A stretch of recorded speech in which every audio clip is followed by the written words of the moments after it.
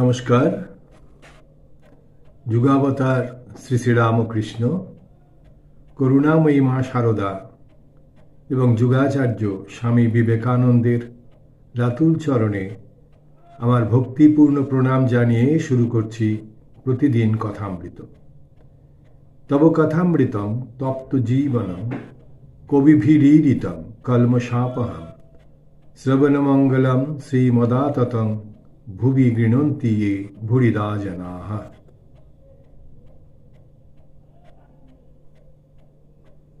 শ্রী শ্রী রামকৃষ্ণ কথামৃত আমরা পড়ব আজকে 610 পাতা।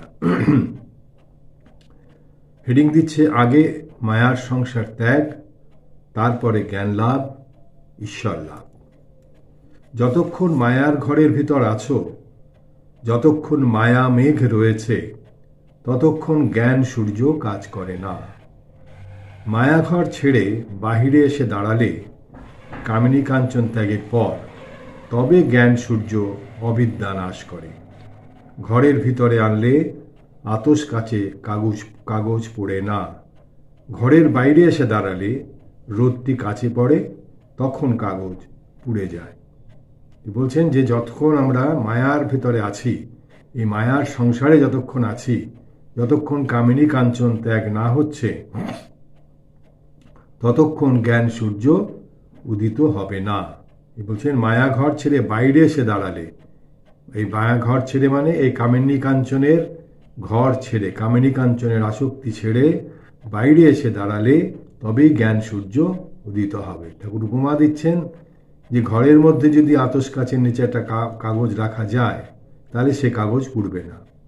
কিন্তু যখন আমরা সেই ঘরের বাইরে এসে সূর্যের মধ্যে আতস কাচটাকে রাখবো, সূর্যের আলোতে, তখন কাচ পুড়বে, তখন কাগজ পুড়বে, কারণ তখন জ্ঞানাগ্নি প্রজ্বলিত হলো। তো বলছেন যে ঘরের বাইরে এসে দাঁড়ালে রোদটি কাছে পড়ে, তখন কাগজ পুড়ে যায়। এই বাইরে আসতে হবে, কামিনী কাঞ্চন থেকে বেরিয়ে এলে তবেই আমাদের এই জ্ঞান লাভ হবে। আবার মেঘ থাকলে আতস কাচে কাগজ পুড়ে না, মেঘটি সরে গেলে তবে হয়। আবার বলছেন যে এই বাইরে, ঘরের বাইরে আমি নিয়ে এলাম কাগজ এবং কাচ, তাহলেও হবে না যদি সেখানে মেঘ থাকে। এই মেঘ থাকলে তখন সূর্যের আলো প্রবেশ করবে না, সূর্যের তেজ প্রবেশ করবে না। আলো আসবে কিন্তু তেজটা আসবে না, তখন সেটা আতস কাজ করতে পারবে না। সেই জন্য বলতে আগে মেঘ সরাতে হবে, মেঘকে মনের মধ্যে থেকে এই মেঘগুলোকে সরাতে হবে, এই কামিনী কাঞ্চনের আসক্তি সরাতে হবে। তবেই আমাদের এই যে রিপু পঞ্চ ইন্দ্রিয়, এগুলোকে কন্ট্রোল করতে হবে, তবেই জ্ঞান সূর্য লাভ হবে, জ্ঞানের উদয় হবে। বলছেন কামিনী কাঞ্চন ঘর থেকে একটু সরে দাঁড়ালে, সরে দাঁড়িয়ে একটু সাধনা তপস্যা করলে তবেই মনের অন্ধকার নাশ হয়, অবিদ্যা অহংকার মেঘ পুড়ে যায়, জ্ঞান লাভ হয়। আবার কামিনী কাঞ্চনী মেঘ, এই কামিনী কাঞ্চনকে ঠাকুর আবার মেঘের সঙ্গে তুলনা করছেন। এই আচ্ছন্ন করে রেখে দিচ্ছে, এই টাকার মোহ, কামিনীর মোহ, এগুলোকে আমাদের মনটাকে আচ্ছন্ন করে দিচ্ছে। এই মেঘ না সরা অবধি কোনো কাজ হবে না। ঠাকুর বলছেন কামিনী কাঞ্চনী হচ্ছে মেঘ। এবার আমরা যাচ্ছি চতুর্থ পরিচ্ছেদে। পূর্ব কথা, লক্ষ্মীনারায়ণের 10,000 টাকা দিবার কথায় শ্রীরামকৃষ্ণের অচৈতন্য হওয়া, সন্ন্যাসীর কঠিন নিয়ম। শ্রীরামকৃষ্ণ মারোয়ারির প্রতি, ত্যাগীর বড় কঠিন নিয়ম। কামিনী কাঞ্চনের সংস্রব লেশ মাত্রও থাকবে না। টাকা নিজের হাতে তো লবে না, আবার কাছেও রাখতে দেবে না। লক্ষ্মীনারায়ণ মারোয়ারি বেদান্তবাদী, এখানে প্রায় আসত। বিছানা ময়লা দেখে বললে, আমি 10,000 টাকা লিখে দেব, তার সুদে তোমার সেবা চলবে। যাই ওই কথা বললে অমনি যেন লাঠি খেয়ে অজ্ঞান হয়ে গেলাম। চৈতন্য হবার পর তাকে বললাম, তুমি অমন কথা যদি আর মুখে বলো, তাহলে এখানে আর এসো না। আমার টাকা ছোবার জো নাই, কাছেও রাখবার জো নাই। সে ভারী সূক্ষ্ম বুদ্ধি, বললে, তাহলে এখনো আপনার ত্যায্য গ্রাহ্য আছে, তবে আপনার জ্ঞান হয় নাই।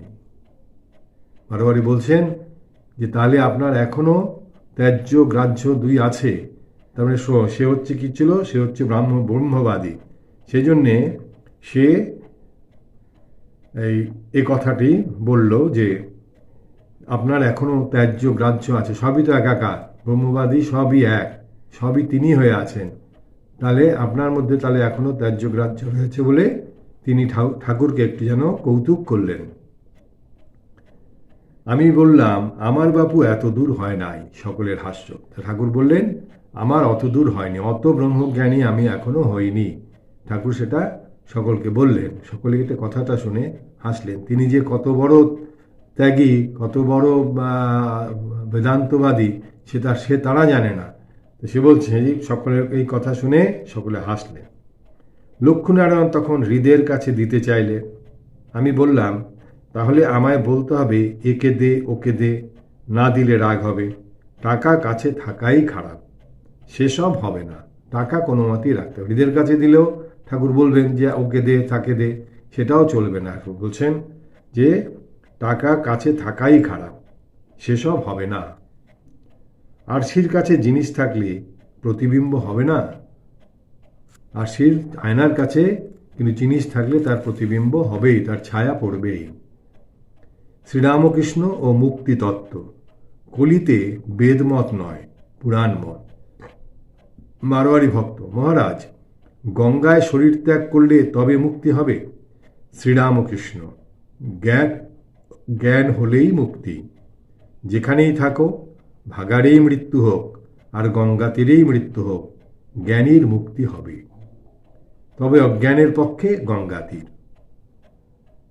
মারোয়ারি ভক্ত, মহারাজ কাশীতে মুক্তি হয় কেন? শ্রীরামকৃষ্ণ, কাশীতে মৃত্যু হলে শিব সাক্ষাৎকার হন, হয়ে বলেন, আমার এই যে সাকার রূপ এ মায়িক রূপ, ভক্তের জন্য এই রূপ ধারণ করি। এই দেখ, অখণ্ড সচ্চিদানন্দে মিলিয়ে যাই। এই বলে সে রূপ অন্তর্ধান হয়। পুরাণ মতে চণ্ডালেরও যদি ভক্তি হয় তার মুক্তি হবে। এ মতে নাম করলেই হয়, যাগ যজ্ঞ তন্ত্র মন্ত্র এসব দরকার নেই। বলছেন পুরাণ মতে চণ্ডালেরও মুক্তি হবে। পুরাণ মত হচ্ছে নাম করতে হবে, তার নাম করলেই হবে, যাগ যজ্ঞ কোনো কিছুরই দরকার নেই।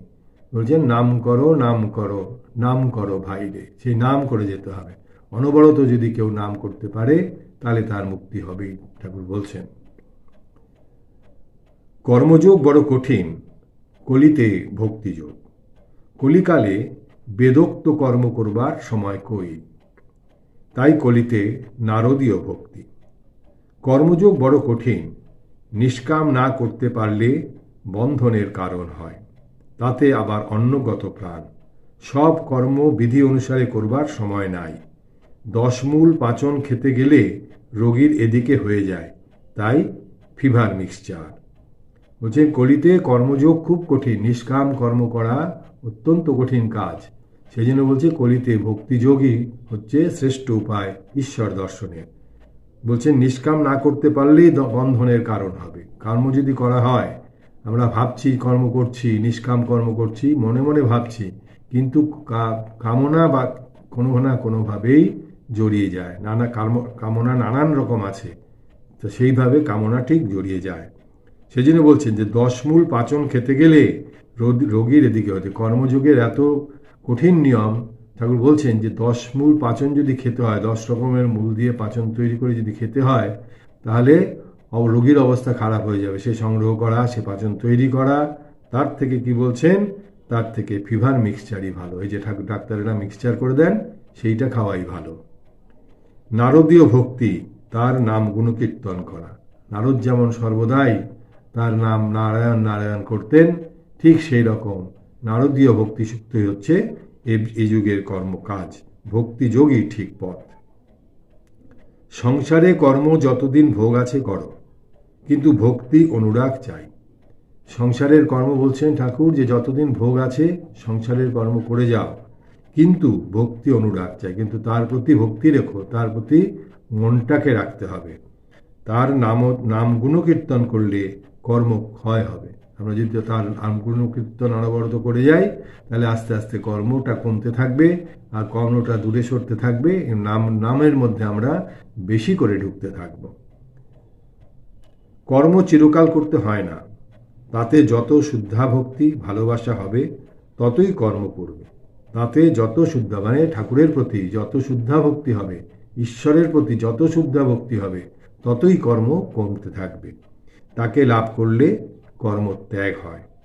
গৃহস্থের বউয়ের পেটে ছেলে হলে শাশুড়ি কর্ম কমিয়ে দেয়, সন্তান হলে আর কর্ম করতে হয় না। তখন শাশুড়ি তখন আর সংসারের কর্ম করতে হবে না, তখন সেই তাকে নিয়েই নাড়াচাড়া। ঠাকুর বারবার বলছেন আমাদের যে যখন সন্তান হয়ে যাবে মায়ের, তখন তাকে নিয়েই নাড়াচাড়া, তাকে আর সংসারের অন্যান্য কর্মাদি করতে হবে না। সত্যস্বরূপ ব্রহ্ম সংস্কার থাকলে ঈশ্বরের জন্য ব্যাকুলতা হয়। দক্ষিণেশ্বর গ্রাম হইতে কতকগুলি ছোকরা আসিয়া প্রণাম করিলেন। তাহারা আসন গ্রহণ করিয়া ঠাকুরকে প্রশ্ন করিতেছেন। বেলা 4টা হইবে। দক্ষিণেশ্বর নিবাসী ছোকরা: মহাশয়, জ্ঞান কাকে বলে? শ্রীরামকৃষ্ণ: ঈশ্বর সৎ আর সমস্ত অসৎ, এইটি জানার নাম জ্ঞান। যিনি সৎ আরেকটি নাম ব্রহ্ম, আরেকটি নাম কাল, মহাকাল। তাই বলে কালে কত গেল কত হলো, তাই বলে কালে কত গেল কত হলো রে ভাই। বলছেন যে যিনি সৎ তারই এক নাম হচ্ছে ব্রহ্ম, আর তারই আরেক নাম হচ্ছে মহাকাল।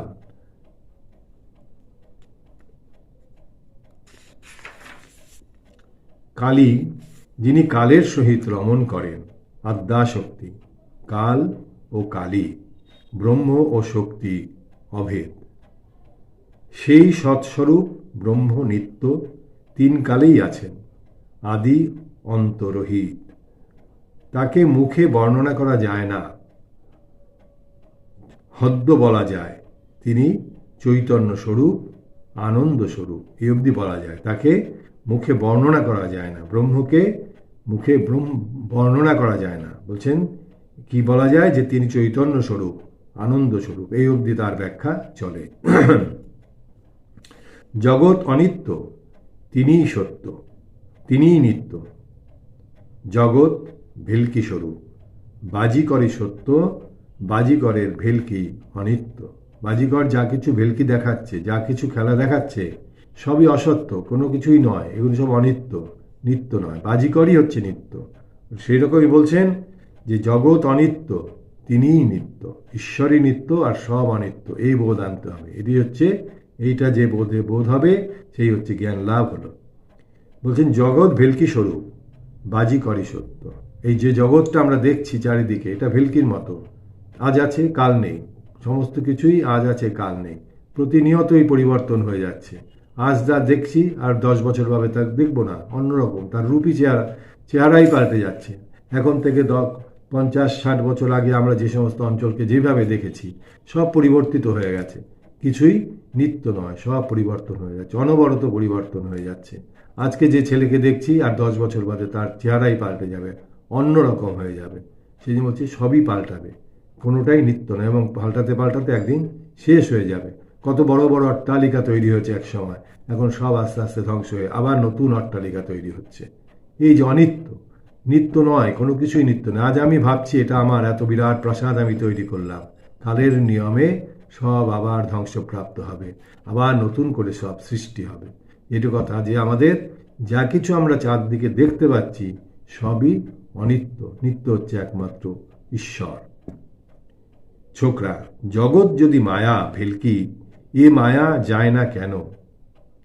শ্রীরামকৃষ্ণ: সংস্কার দোষে মায়া যায় না।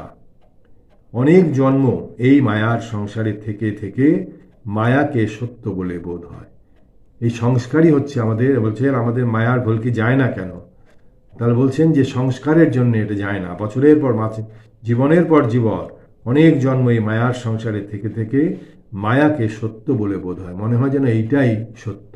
আমরা চারিদিকে যা দেখছি, এই যে সংসার যা আমরা ঢুকছি, এটাকেই আমাদের সত্য বলে বোধ হয়। কারণ বলছেন যে জন্মের পর জন্ম আমরা এটাকেই দেখছি, তাই এইটাকেই সবসময় আমাদের সত্য মনে হচ্ছে। বলছেন সংস্কারের কত ক্ষমতা শোনো। এক রাজার ছেলে পূর্বজন্মে ধোপার ঘরে জন্মেছিল। রাজার ছেলে হয়ে যখন খেলা করছে তখন সমবয়সীদের বলছে, ওসব খেলা থাক, আমি উপুর হয়ে শুই আর তোরা আমার পিঠে হুস হুস করে কাপড় কাচ। এই যে বলছেন যে রাজা আগে ছিল ধোপার ঘরে জন্মেছিল, তারপরে রাজার ঘরে জন্মালো, রাজার ঘরের জন্ম সংস্কার পূর্বজন্মের সংস্কার রয়ে গেছে, তাই বন্ধুদের বলছে যে আমি উপুর হয়ে শুচ্ছি, তোরা আমার পিঠের উপরে কাপড় ফেলে হুস হুস করে কাপড় কাচ। ওই সংস্কারের এটাই হচ্ছে খেলা। আজকে আমরা এখানেই রাখছি। নিরঞ্জনং নিত্যম অনন্তরূপং ভক্তানুকম্পা ধৃত বিগ্রহং বৈ ঈশাবতারং পরমেশ্বমিডং তং রামকৃষ্ণ শিরসা নমামি। হরি ওম তৎসৎ। শ্রীরামকৃষ্ণার্পণমস্তু।